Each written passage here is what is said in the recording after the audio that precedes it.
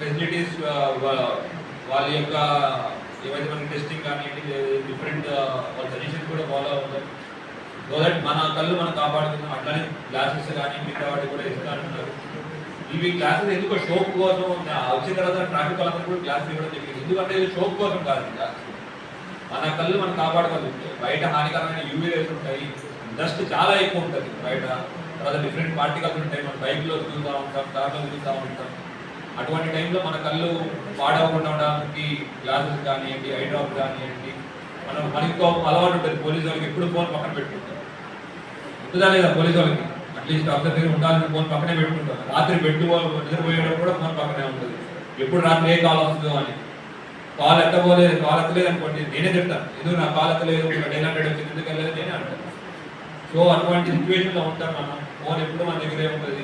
Actually నిజంగా అంటే నిద్రపోయే ముందు కనీసం ఒక గంట దాకా 1 గంట ముందు ఫోన్ పడకూడదు. కానీ మనకి వృత్తిరీత్యా అది పాసిబుల్ కాదు. సో అందుకోసం ఈ ఫోన్ గురించి కూడా మనకి ఎట్లాగో మనకి ఐ బ్రైట్నెస్ అయ్యి వస్తాయి, వాటి గురించి కూడా మనకు చెప్తారు. అది కావాల్సిన డ్రాప్ అని అది కూడా ఇస్తారు.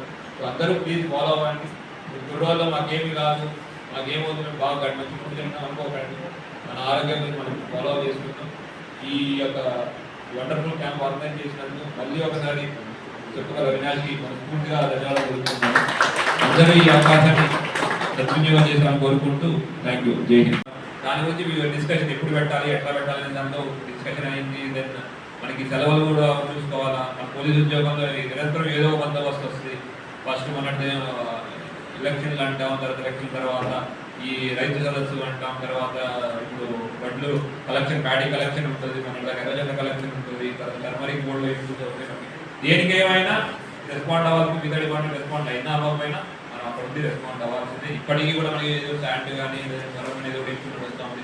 వాళ్ళ కూడా టీటీ ఎగ్జామ్ వచ్చింది. ఇంకా